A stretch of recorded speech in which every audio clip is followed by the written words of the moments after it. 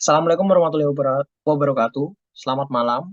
Pada malam hari ini, kami dari kelompok 5 akan menjelaskan mengenai conceptual framework and formulation of an accounting theory. Apa yaitu Daniela Quinta Anastasia dengan nomor NIM 2020-12-11-063. Lalu saya, Resnandia Norman Hidayat dengan nomor NIM 2020-12-11-064. Lalu Nadia Akvanabila dengan nomor NIM 2020-12-11-0.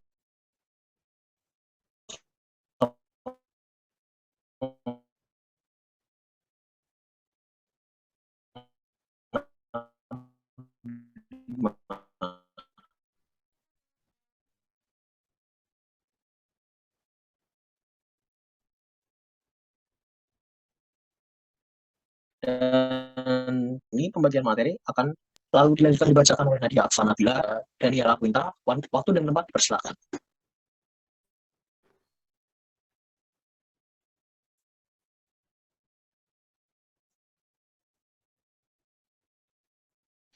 Yang pertama yang akan kita bahas yaitu peranan kerangka konseptual. Sebelum masuk ke bab ini, saya akan menjelaskan sedikit tentang conceptual framework atau kerangka konseptual.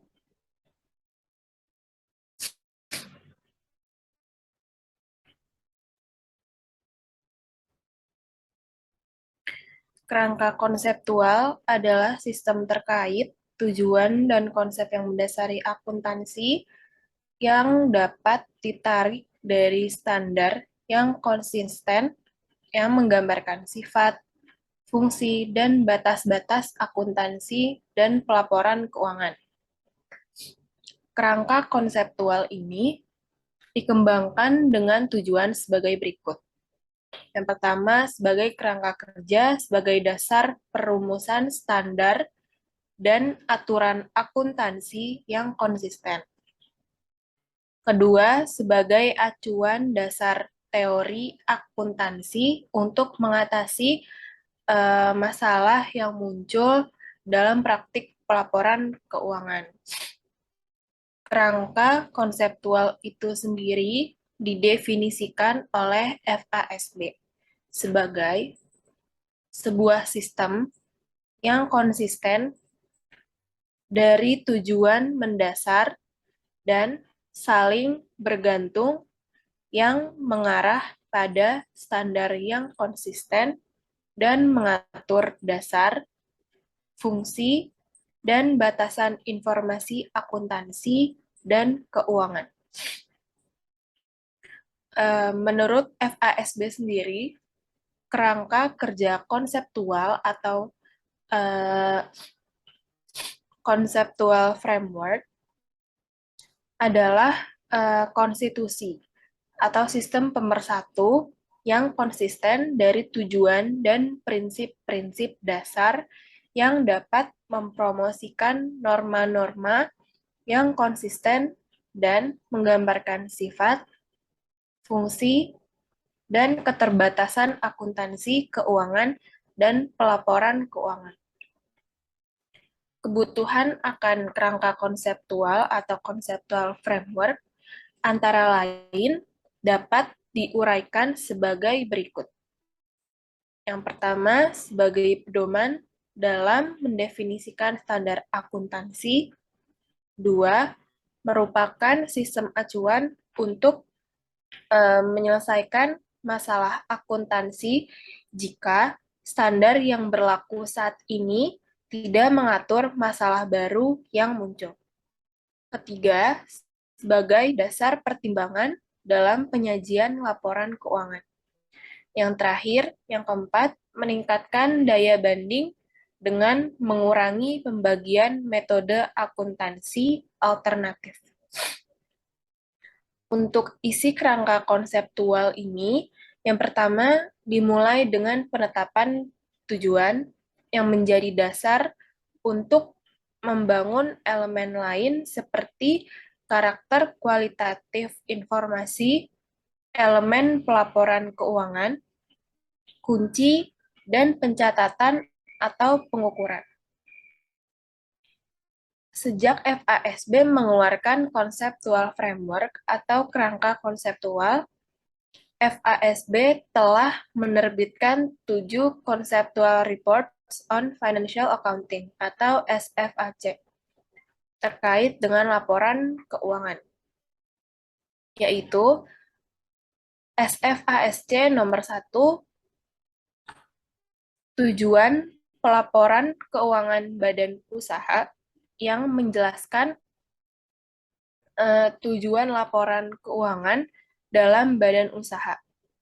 SFAC nomor 2, karakteristik kualitas informasi akuntansi, menggambarkan karakteristik informasi akuntansi berkualitas tinggi atau yang berguna. SFAC nomor 3, unsur-unsur laporan keuangan suatu perusahaan komersial, yang memberikan definisi dari unsur-unsur atau item yang terkandung dalam laporan keuangan. SFAC nomor 4, tujuan pelaporan keuangan organisasi non-komersial. Menjelaskan tujuan pelaporan keuangan dalam organisasi non-komersial. SFAC nomor 5, pengakuan dan pengukuran dalam pelaporan keuangan perusahaan komersial. Mendefinisikan kriteria pengakuan, atribut pengukuran, dan prinsip pelaporan atau pengungkapan. SFAC nomor 6, unsur laporan keuangan. Menggantikan SFAC nomor 3, yaitu untuk memperluas ruang lingkup SFAC nomor 3 dengan memasukkan organisasi non-profit selain korporasi komersial atau profit organization. SFAC nomor 7, menggunakan arus kas dan informasi nilai sekarang dalam ukuran akuntansi.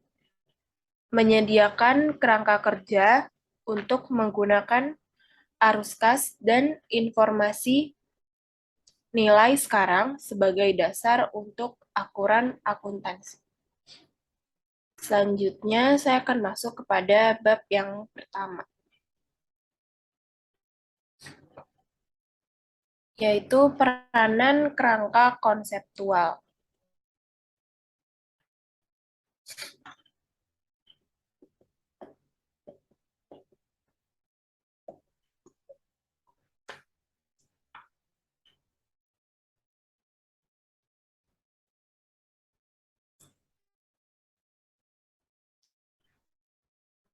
Sebentar, PPT-nya agak nge-lag.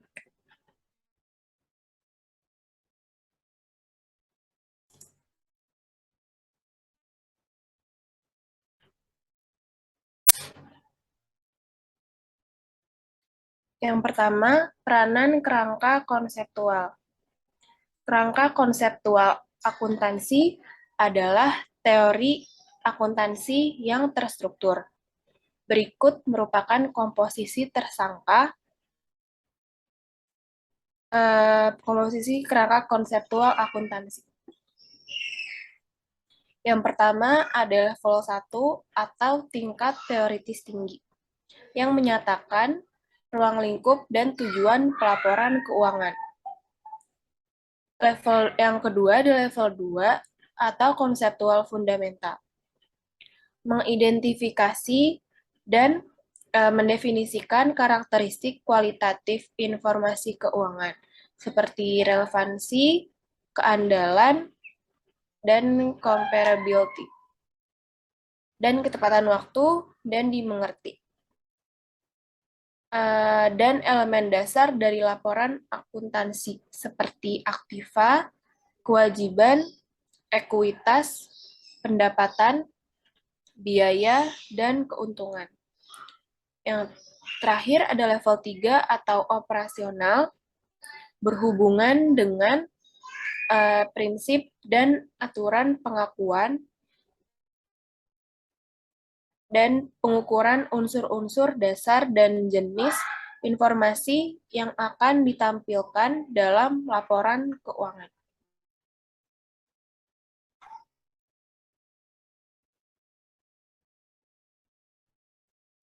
FASB telah mendefinisikan kerangka konseptual sebagai sebuah sistem yang koheren dari tujuan yang saling berkaitan dan fundamental,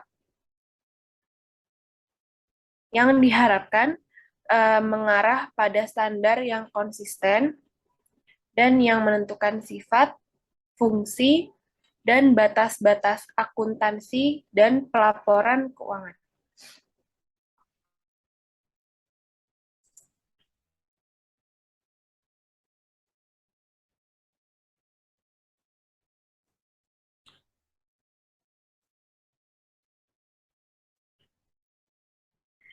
Kata-kata seperti sistem yang koheren dan konsisten menunjukkan bahwa FASB mendukung sebuah kerangka yang teoritis dan tidak sewenang-wenang, dan kata mengatur mengarah pada pendekatan normatif.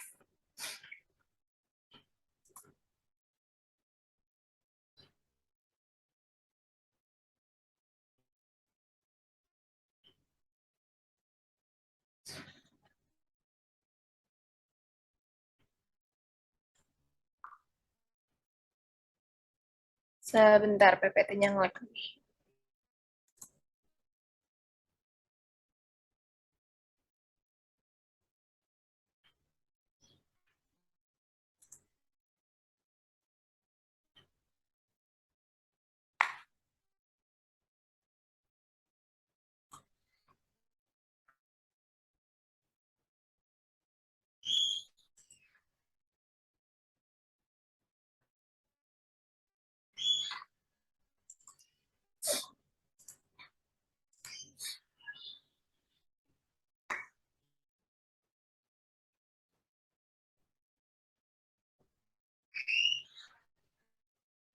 Saya lanjutkan lagi, meskipun benar bahwa profesi akuntan telah bertahan sejauh ini tanpa dibentuknya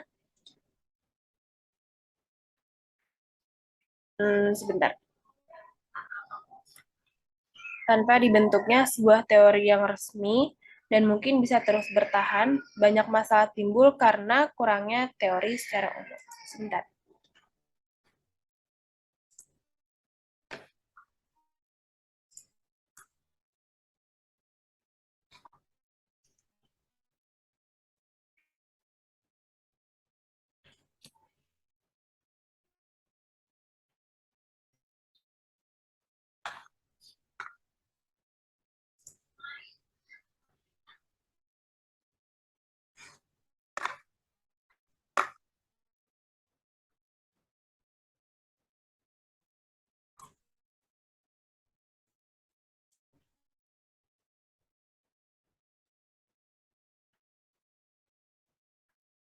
Saya lanjutkan, membiarkan entitas untuk memilih metode akuntansi mereka sendiri dalam batas-batas prinsip akuntansi yang berlaku umum diinginkan oleh beberapa entitas. Inkonsistensi dalam praktik telah dilihat sebagai masalah. Galen atau mantan anggota baik dalam APB dan FASB berkomentar bahwa karena kurangnya kerangka konseptual, Gresham's Law kadang-kadang mengambil alih. Praktik-praktik buruk lebih sering dijumpai daripada praktik yang baik.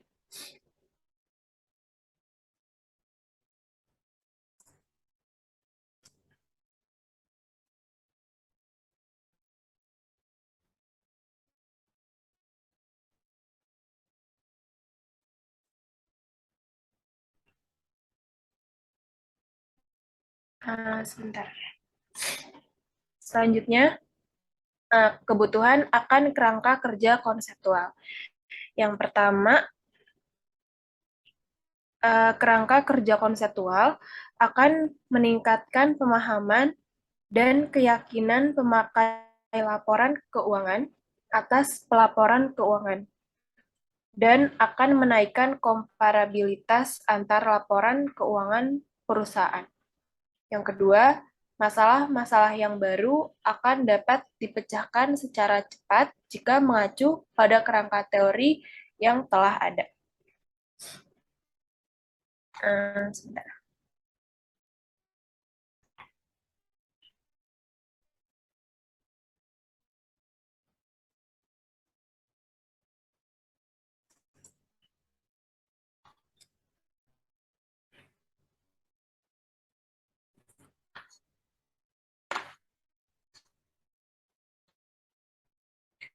Selanjutnya akan dijelaskan oleh Nadia Afanabila. Selanjutnya, saya akan menjelaskan mengenai tujuan kerangka konseptual.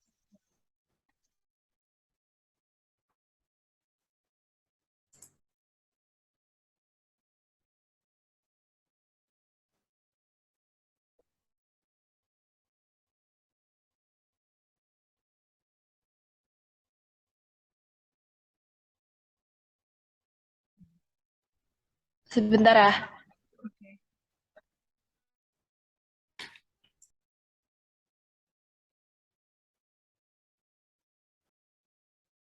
Tujuan kerangka konseptual.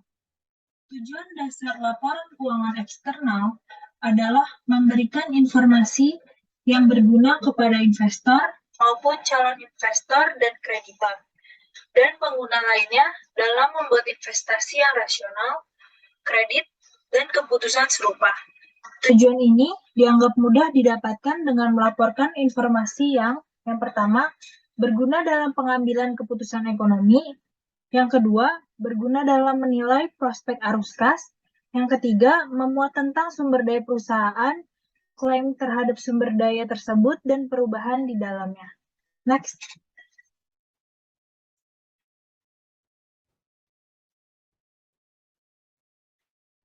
Dalam rangka memberikan informasi keuangan yang berguna, akuntan harus memilih informasi mana yang akan digunakan.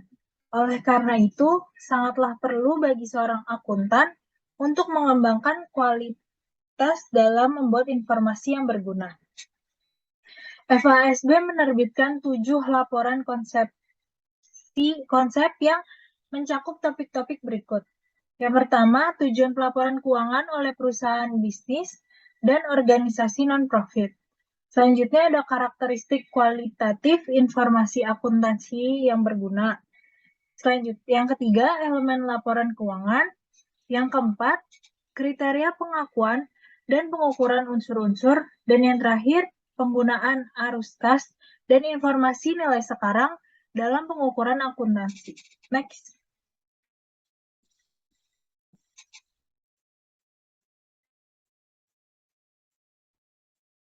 IASB memiliki konsep laporan hanya satu, kerangka atas penyusunan dan penyajian laporan keuangan itu dikeluarkan oleh IASC, organisasi pendahulu ke IASB pada tahun 1989 dan kemudian diadopsi oleh IASB pada tahun 2001. Kerangka menggambarkan konsep-konsep dasar dengan laporan keuangan disusun. Ini berfungsi sebagai panduan untuk tidak menyasar langsung dalam IAS atau IFRS atau interpretasi.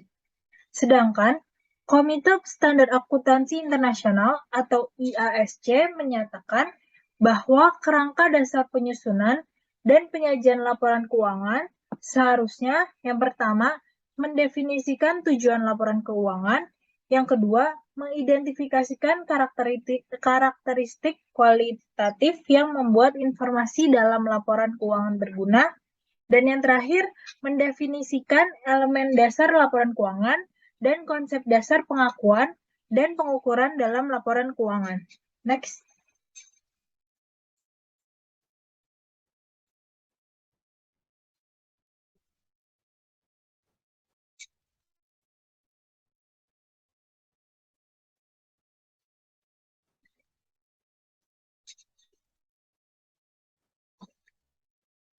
Sebentar. Oke.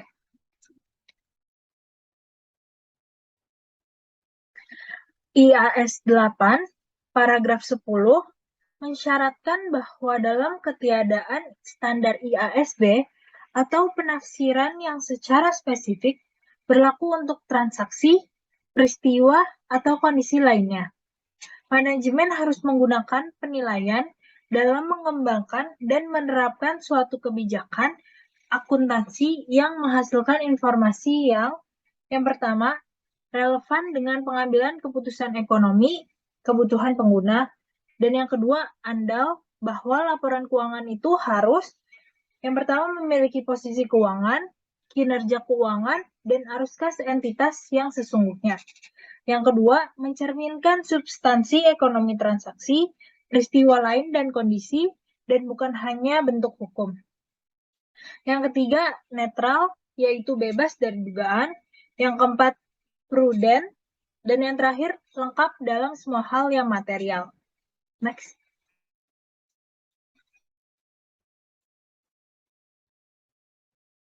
IAS 8 ayat 11 menyediakan hierarki pernyataan akuntansi.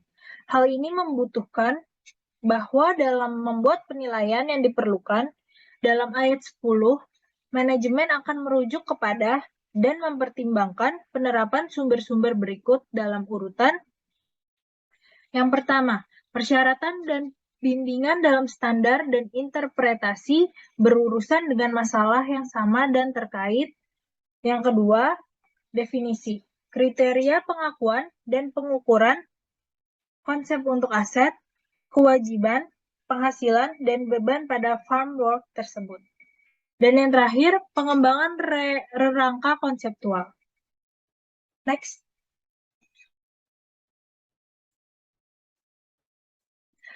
Australian Accounting Research Foundation atau AARF mengidentifikasikan beberapa manfaat yang akan timbul dari sebuah kerangka yang sukses sebagai berikut. Persyaratan pelaporan akan lebih konsisten dan logis karena mereka akan berasal dari set tertib konsep. Yang kedua, menghindari persyaratan pelaporan akan jauh lebih sulit karena adanya merangkul semua ketentuan. Yang ketiga, pejabat yang menetapkan persyaratan akan lebih bertanggung jawab atas tindakan mereka dalam pemikiran di balik persyaratan spesifik akan lebih eksplisit. Karena akan ada kompromi yang dapat dimasukkan dalam standar akuntansi tertentu. Yang keempat, kebutuhan akan standar akuntansi tertentu akan dikurangi bagi mereka keadaan di mana aplikasi yang sesuai konsep tidak jelas, sehingga meminimalkan risiko regulasi yang berlebih. Yang kelima, penyusunan dan auditor akan dapat lebih memahami persyaratan pelaporan keuangan yang mereka hadapi. Dan yang terakhir, pengaturan persyaratan akan lebih ekonomis karena masalah tidak perlu diperdebatkan dari sudut pandang yang berbeda. Next. Tujuan dan manfaat yang diusulkan dari kerangka konseptual berasumsi bahwa kerangka konseptual yang digunakan di negara tertentu mendasari standar akuntansi tersebut, akuntansi negara itu. Oleh karena itu, penerapan standar IASB di Australia mengharuskan review dari kerangka konseptual Australia untuk menentukan cuaca kerangka bisa memenuhi fungsinya ketika AASB menerbitkan standar berdasarkan IFRS, atau cuaca kerangka harus diubah untuk memenuhi keadaan pengaturan standar di Australia. Next.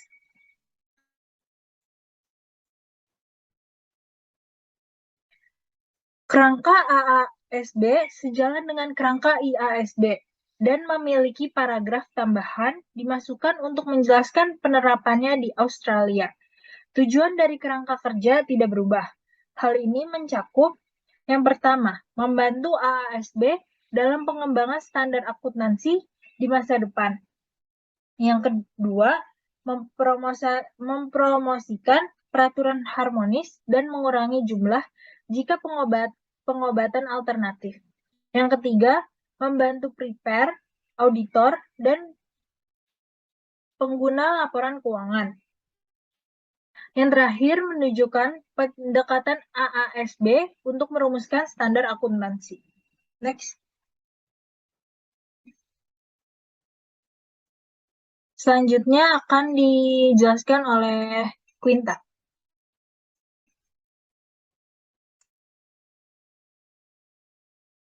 Oke, sebentar.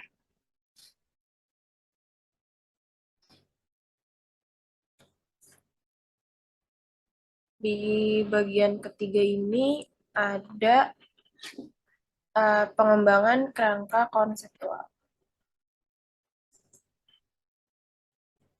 Yang pertama ada principle based and rule based standard setting. Kerangka konseptual memiliki peran penting dalam proses penetapan standar karena menyediakan kerangka kerja untuk pengembangan standar yang koheren berdasarkan prinsip konsistensi. Meskipun IASB memiliki tujuan untuk menghasilkan standar berbasis prinsip dan hal itu terlihat pada kerangka konseptual sebagai pedoman. Beberapa standar terakhir seperti IAS 39 telah dikritik terlalu berbasis aturan. Namun, standar berbasis aturan memiliki beberapa keuntungan yang menjelaskan popularitasnya, termasuk peningkatan komparabilitas dan adanya kepastian atas auditor dan pembuat regulasi.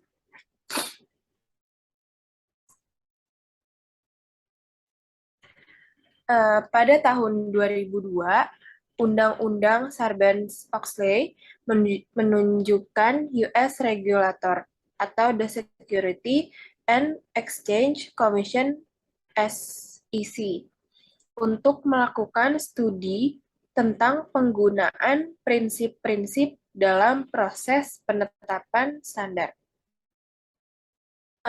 Penunjukan ini menghasilkan beberapa rekomendasi bahwa standar harus, yang pertama, berdasarkan analisis yang diperbaiki dan diterapkan secara konsisten kerangka konseptual.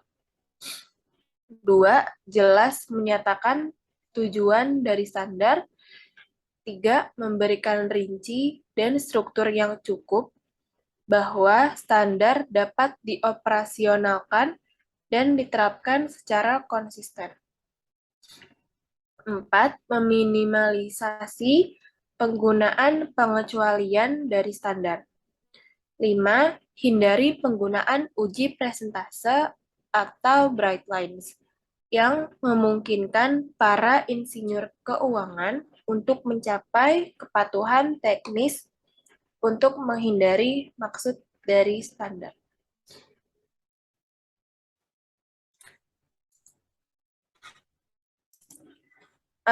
Semakin besar penekanan pada kerangka konseptual, prinsip-prinsip dan tujuan muncul dari peristiwa baru-baru di Amerika Serikat.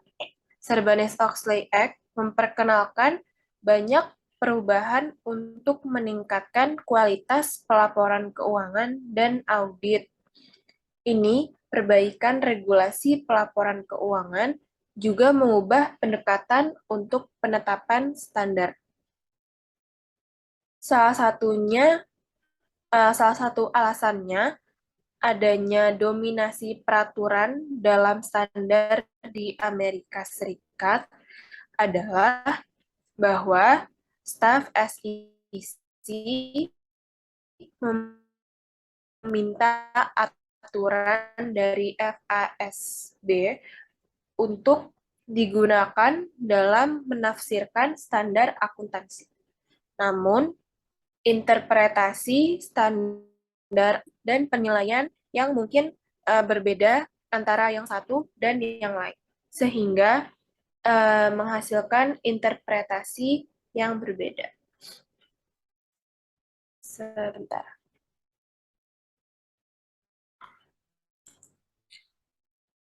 Selanjutnya ada information for decisions making and the decisions theory approach.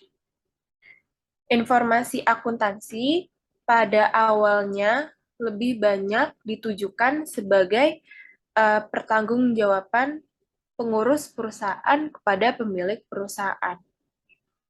Informasi akuntansi ini disusun pada akhir masa kepengurusan atau periode tertentu, seiring dengan perkembangan bentuk perusahaan. Manajer tidak lagi hanya bertanggung jawab kepada pemilik perusahaan, tetapi juga kepada para pemegang saham atau pemilik modal. Para pemilik modal ini yang tadi disebutkan ingin memahami apa yang telah dilakukan oleh manajer atas sumber daya yang mereka percayakan sebelumnya. Pemilik modal menggunakan informasi akuntansi tersebut untuk mengevaluasi kinerja dari manajemen perusahaan. Selanjutnya, fungsi media pengawasan manajemen, kemudian mulai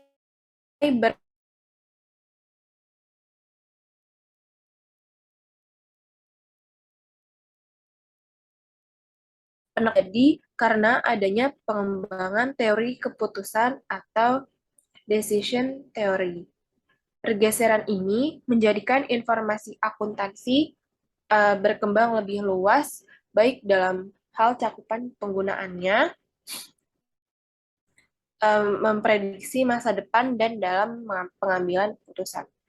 Current value merupakan nilai yang paling relevan untuk pengambilan keputusan, karena di masa kini adalah masa yang paling dekat dengan masa depan dan masih dapat dipertanggungjawabkan nilainya. Pendekatan teori keputusan dalam akuntansi berguna untuk menguji apakah akuntansi telah mencapai tujuannya. Teori ini berperan sebagai standar untuk menilai praktik akuntansi yang terjadi serta menjadi blueprint dalam penyusunan berbagai sistem praktik akuntansi individual. Jika sistem individu menyediakan informasi yang berguna, teori yang menjadi dasar dari sistem tersebut dapat dianggap efektif dan valid. Selanjutnya, ini masih dalam subbab information for decisions making and the decision theory. Ini adalah proses dari decision theory. Yang pertama, overall theory of accounting, ke individual accounting system, lalu ke prediction model of user, yang terakhir ada decision model of user. Selanjutnya, international developments, the IASB dan FASB Conceptual Framework. Pada Oktober 2004, FASB dan IASB menginisiasi sebuah proyek pengembangan dan perbaikan atas kerangka kerja konseptual yang berlaku pada saat itu. Penyempurnaan kerangka kerja ini sangat berguna dalam pengembangan standar yang berdasarkan prinsip-prinsip akuntansi, konsisten secara internal, dan terkonvergensi secara internasional. Di bawah ini adalah perubahan yang akan terjadi terkait dengan proyek ini. Yang pertama, A, fokus pada perubahan lingkungan yang terjadi sejak penerbitan kerangka kerja awal serta penghapusan kerangka kerja awal guna pengembangan dan konvergensi kerangka kerja yang ada secara efektif dan efisien. B, memberikan prioritas untuk menangani isu-isu yang terjadi di tiap tahapan yang kemungkinan akan memberikan manfaat kepada Dewan dalam jangka pendek. Isu tersebut adalah isu lintas sektoral yang mempengaruhi sejumlah proyek terkait standar baru atau yang direvisi.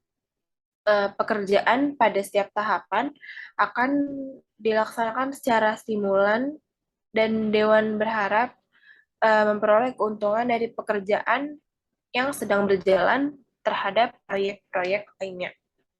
C. Sebagai awal dari pertimbangan konsep yang dapat diaplikasikan terhadap entitas bisnis sektor swasta. Yang kemudian, Dewan secara bersama-sama mempertimbangkan konsep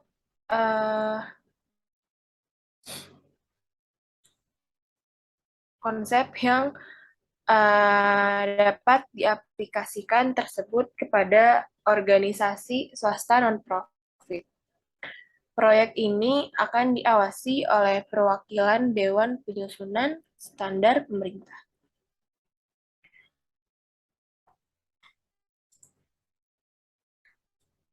Dewan menjalankan proyek kerjasama dalam 8 tahapan.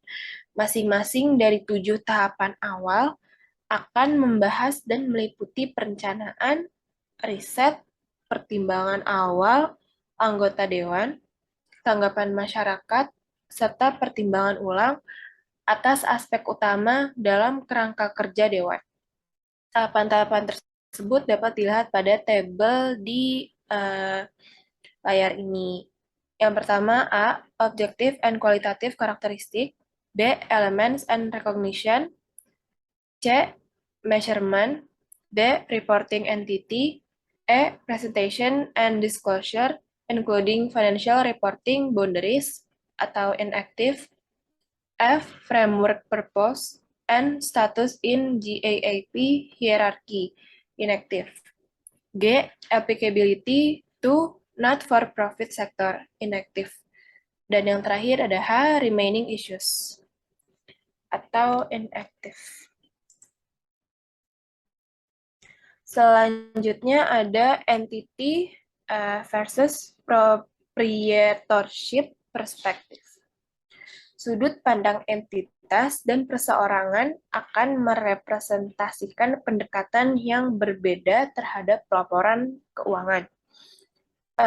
Banyak kalangan yang sepakat bahwa dalam hal pelaporan keuangan, maka sudut pandang yang digunakan adalah sudut pandang entitas dan bukan sudut pandang seseorang. Sudut pandang yang digunakan adalah sudut pandang entitas dan bukan sudut pandang perseorangan. Yang digunakan merupakan hal penting karena akan mempengaruhi pekerjaan pada tahapan B penyusunan kerangka konseptual, yaitu reporting entity. Pada tahapan ini, sudut pandang alternatif kembali didiskusikan demi memperoleh keputusan terbaik. Selanjutnya ada primary user group. Dewan FASB atau IASB menyepakati bahwa pengguna utama laporan keuangan adalah penyedia modal saat ini dan potensi di masa yang akan datang. Penyedia modal ini adalah investor, peminjam dana, atau lenders, atau kreditur lainnya dari suatu perusahaan. Namun perlu dicatat bahwa terdapat banyak sekali pengguna laporan keuangan dan usaha simplifikasi kelompok utama pengguna laporan utama akan menimbulkan masalah baru. Simplifikasi hubungan antara entitas dengan pengguna individu ini akan menghilangkan karakter unik yang dimiliki oleh masing-masing pihak. Hal lain yang menjadi perhatian adalah dengan adanya fokus pada pengguna utama, maka timbul kebutuhan untuk pihak lain, yaitu yayasan atau foundation, foundation, dan kelompok pengawas atau corporate governance.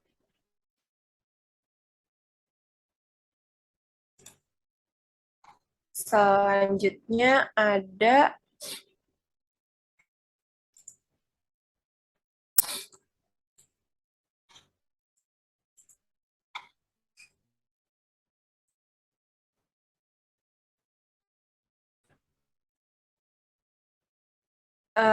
setelah primary user group itu sebenarnya ada decision, usefulness, and stewardship, yaitu pelaporan keuangan memiliki kegunaan yang beragam dalam pengambilan keputusan, mulai dari keputusan alokasi sumber daya hingga keputusan untuk melindungi dan meningkatkan investasinya. Pelaporan keuangan juga berguna dalam hal evaluasi kepengurusan atau stewardship, dan beberapa pihak menganggap bahwa tujuan terkait kepengurusan atau stewardship tidak memperoleh perhatian yang sama apabila dibandingkan dengan tujuan pengambilan keputusan. Lalu selain itu, muncul juga pandangan bahwa peran laporan keuangan dalam menyediakan informasi yang memungkinkan pengguna atau user untuk merapalkan future cash flow terlalu ditekankan atau berlebihan. Para ahli berpendapat bahwa akuntabilitas dan tujuan stewardship yang terkait dengan evaluasi dan pemantauan kinerja perusahaan di masa lalu sama pentingnya dengan kemampuan laporan keuangan sebagai penyedia informasi dalam pengambilan keputusan. Oleh karena itu, tujuan stewardship tidak lagi boleh dikesampingkan dan tetapi disejajarkan dengan fungsi laporan keuangan dalam pengambilan keputusan. Selanjutnya, kualitatif karakteristik. Karakter kerja IASB memiliki 4 karakter kualitatif, yaitu dapat dimengerti atau understandability, relevan atau relevance, dapat diandalkan atau reliability, dan dapat dibandingkan atau comparability. Draft exposure yang diajukan oleh Dewan IASB mengusulkan bahwa karakteristik kualitatif yang membuat informasi berguna adalah relevan. Penyajian yang meyakinkan, dapat dibandingkan, dapat diverifikasi, tepat waktu, dan dapat dipahami. Dewan juga menyatakan bahwa hambatan dalam pelaporan keuangan adalah materialitas dan biaya. Karakteristik kualitatif atau kualitatif karakteristik ini dibedakan menjadi karakteristik dasar seperti relevan dan penyajian yang meyakinkan, serta karakteristik tambahan seperti dapat dibandingkan, dapat diverifikasi, tepat waktu, dan dapat dipahami.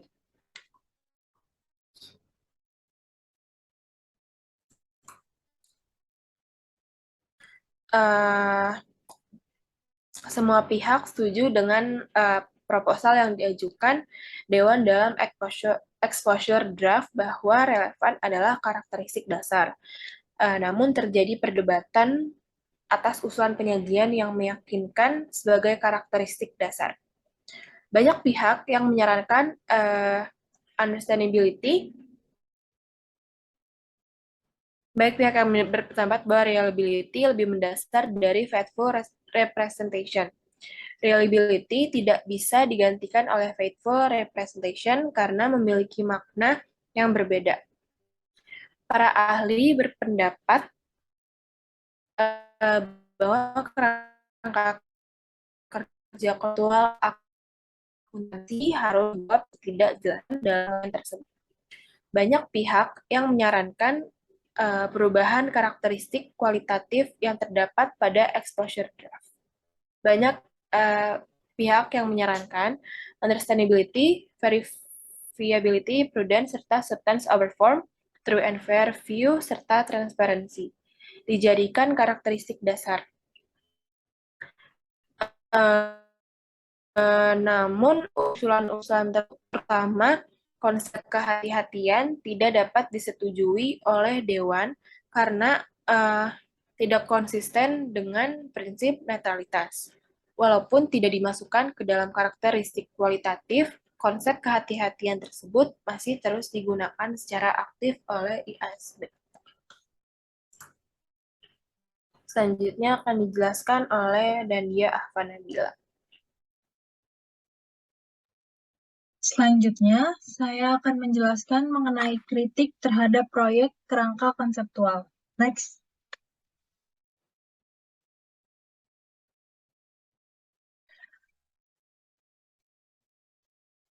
Perkembangan kerangka kerja konseptual tidak lepas dari kritik berbagai pihak. Kritik ini membuat perkembangan kerangka kerja konseptual mengalami perkembangan yang lambat, serta menjadi pemicu terselenggaranya proyek IASB atau FASB. Dalam melakukan analisis atas kritik yang terjadi, terdapat dua pendekatan yang bisa digunakan, yaitu pendekatan ilmiah atau scientific approach dan pendekatan profesional atau professional approach. Dalam semua pertanyaan dalam penyusunan standar akuntansi, selalu terdapat pertanyaan sama yang diajukan, yaitu apakah yang dimaksud dengan nilai, bagaimana kita menilai elemen dasar akuntansi seperti aset dan kewajiban. Salah satu tujuan dari kerangka konseptual adalah untuk menjawab pertanyaan tersebut sehingga menghindari terjadinya perdebatan yang berulang mengenai hal yang sama. Next.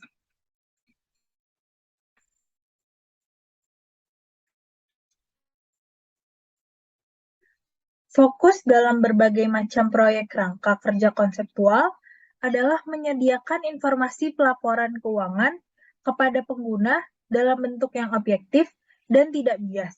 Ketidakbiasan atau netralitas dapat diartikan sebagai sebuah kualitas informasi yang mencegah pengguna utama mengambil keputusan yang menguntungkan pihak tertentu.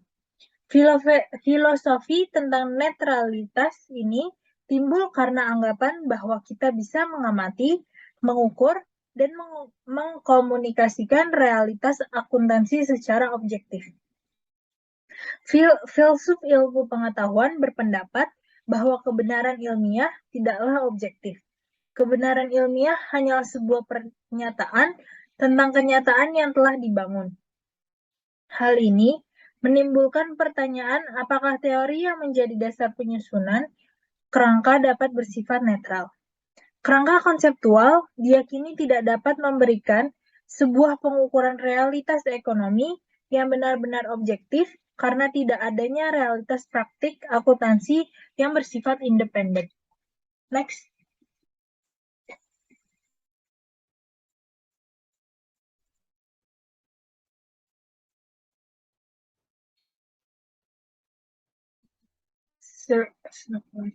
Selanjutnya, salah satu tujuan dari kerangka kerja konseptual adalah memberikan panduan kepada akuntan dalam menjalankan praktik akuntansi sehari-hari. Jika kerangka kerja konseptual dilihat secara sederhana, maka setidaknya akuntan harus mengikuti sebuah langkah ilmiah, yaitu prinsip dan praktik diperoleh dari teori yang berlaku secara umum.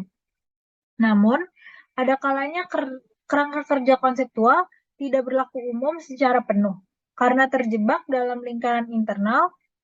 Ilustrasi yang bisa digunakan adalah standar reliability dalam pernyataan FASB nomor 2 yang sangat tergantung pada pencapaian kualitas lainnya seperti penyajian yang meyakinkan netralitas dan dapat diverifikasi.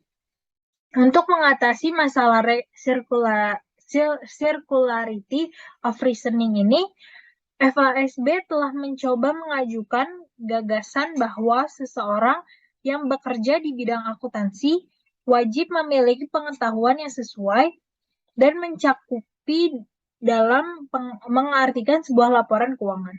Next.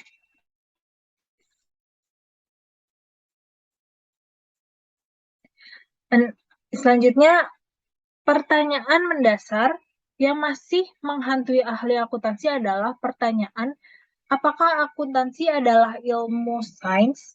Kerangka kerja konseptual akuntansi berusaha untuk mengadopsi pendekatan ilmiah. Namun, hal ini tidak serta-merta menjadikan akuntansi sebagai cabang ilmu sains karena akuntansi lebih tepat dideskripsikan sebagai seni. Ahli akuntansi mempertimbangkan bahwa akuntansi lebih dekat dengan ilmu hukum dibandingkan ilmu fisika karena akuntansi dan hukum berhubungan dengan berbagai macam pengguna yang memiliki kepentingan dan tujuan yang berbeda-beda pula. Next.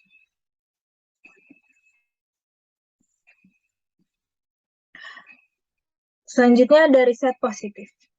Sudah sering menjadi perdebatan bahwa fokus utama kerangka konseptual telah mengabaikan temuan empiris dari riset akuntansi positif. Riset pasar mula-mula menyatakan keraguan atas kemampuan data akuntansi yang dipublikasikan dalam memberi pengaruh pada pasar saham dan juga keraguan atas pentingnya data akuntansi dalam pengambilan keputusan ekonomi dalam pasar saham. Selain itu, pasar saham juga tampak tidak bisa dikelabui dengan teknik akuntansi yang kreatif sekalipun. Lebih jauh lagi, teori agensi menyebabkan banyak variasi teknik-teknik akuntansi yang berbeda. Teknik-teknik tersebut kemudian diseleksi oleh manajer berdasarkan biaya terendah atau prinsip efisiensi. Teknik akuntansi tersebut bervariasi antar perusahaan dan industri.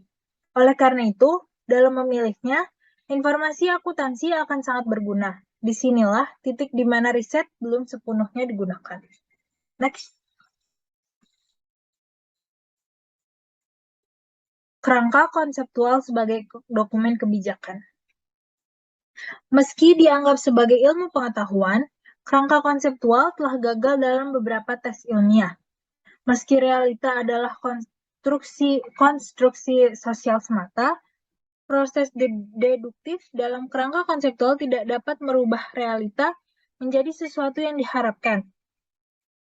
Cara lain dalam memandang kerangka konseptual secara deduktif atau normatif dapat dilakukan dengan memandangnya sebagai model kebijakan.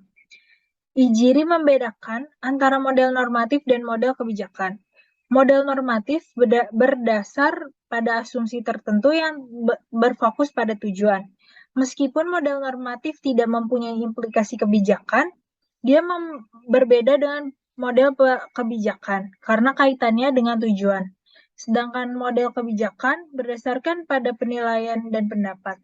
Kontroversi antara teoris akuntansi berkisar antara bagaimana praktik akuntansi yang seharusnya. Menurut Ijiri, ini jelas termasuk dalam kelompok kebijakan. Bagi kaum positif, pendekatan deskriptif adalah upaya melegitimasi posisi ideologis pada level teoritis. Next.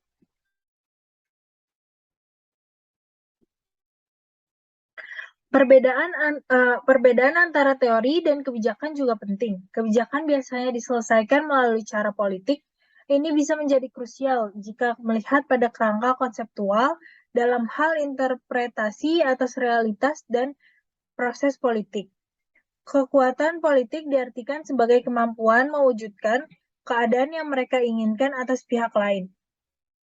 Karena akuntansi tidak mungkin berjalan dalam kondisi vakum ekonomi, sosial, dan politik.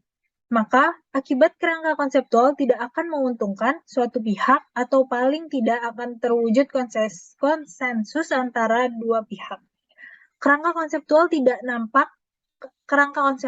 nampak memperkuat pendekatan konstitusional dengan cara mengesahkan prinsip yang sudah ada.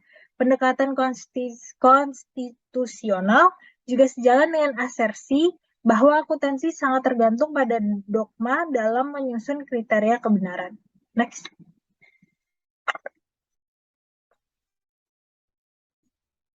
Selanjutnya ada nilai profesional dan pembelaan diri. Penjelasan mengenai kerangka konseptual dalam hal pembelaan diri dan nilai profesional sekilas nampak saling bertentangan. Pembelaan diri berakibat pada pemenuhan keinginan pribadi, sedangkan nilai profesional berfokus pada idealisme. Namun, penilaian profesional dapat mengandung banyak makna. Organisasi profesional merupakan pertumbuhan secara sadar atas kelompok profesi. Gerbot berpendapat bahwa unsur tanggung jawab pribadi inilah yang menyebabkan keputusan akuntansi menjadi objektif. Kunci objektivitas terletak pada mereka yang melakukan akuntansi. Akuntansi harus dilarang membentuk konsepnya sendiri atau membangun struktur intelektual, tetapi harus berperilaku secara profesional. Next. Telah dinyatakan sebelumnya bahwa kerangka konseptual tidak dapat berjalan dalam kondisi vakum sosial. Ketika campur tangan manusia yang kompleks terlibat, sangatlah sulit mengembangkan kerangka dan model yang lengkap. Kemustahilan dalam kesepakatan atas standar akuntansi normatif didukung oleh Dembski.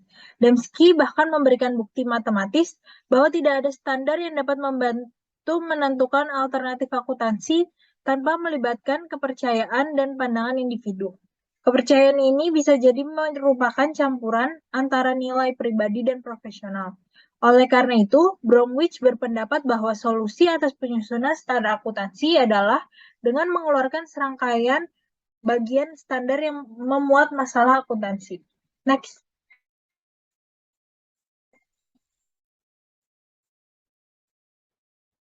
Selanjutnya akan dijelaskan oleh Resnandia.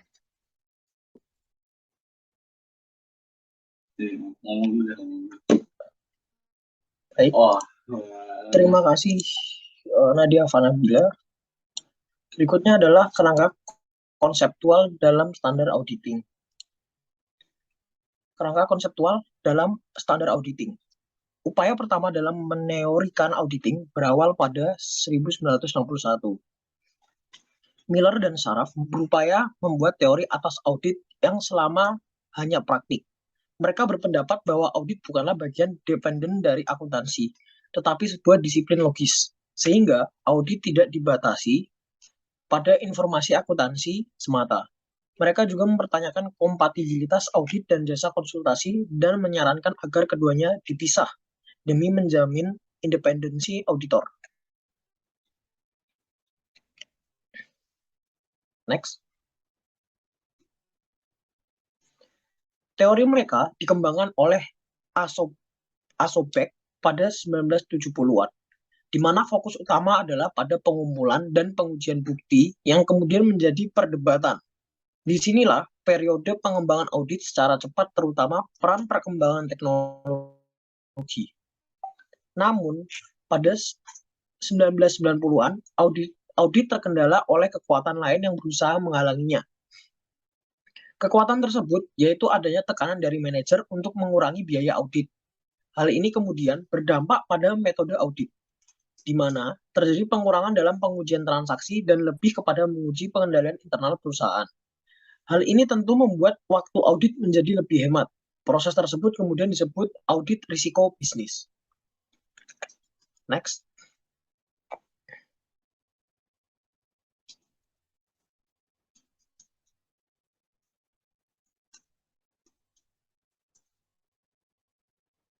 Audit risiko bisnis merupakan audit atas risiko klien sebagai bagian dari proses audit. Audit risiko menuntut auditor untuk menilai risiko inherent dan risiko lain yang tidak terdeteksi sistem.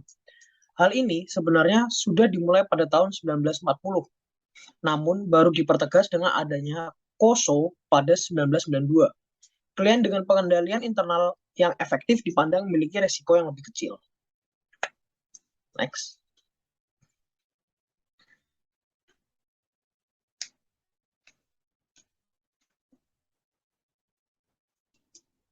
Perkembangan audit risiko pada mulanya diterapkan di perusahaan-perusahaan besar. Namun, meski sudah terdapat kerangka, auditor merasa canggung dalam melakukan audit risiko dan berpendapat bahwa manfaatnya tidak signifikan. Next.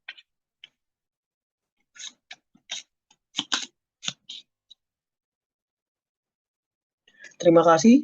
Sekian presentasi dari kami kelompok 5.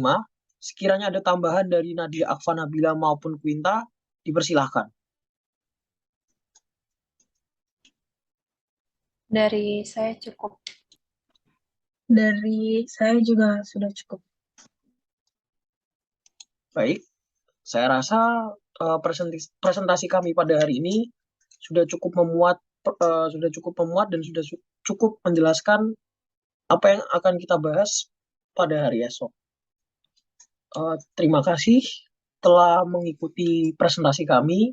Selamat malam dan selamat beraktivitas di pagi hari besok. Selamat malam. Nah, Makasih, Ja. Makasih, Terima Pintar. kasih semuanya. Stop ya.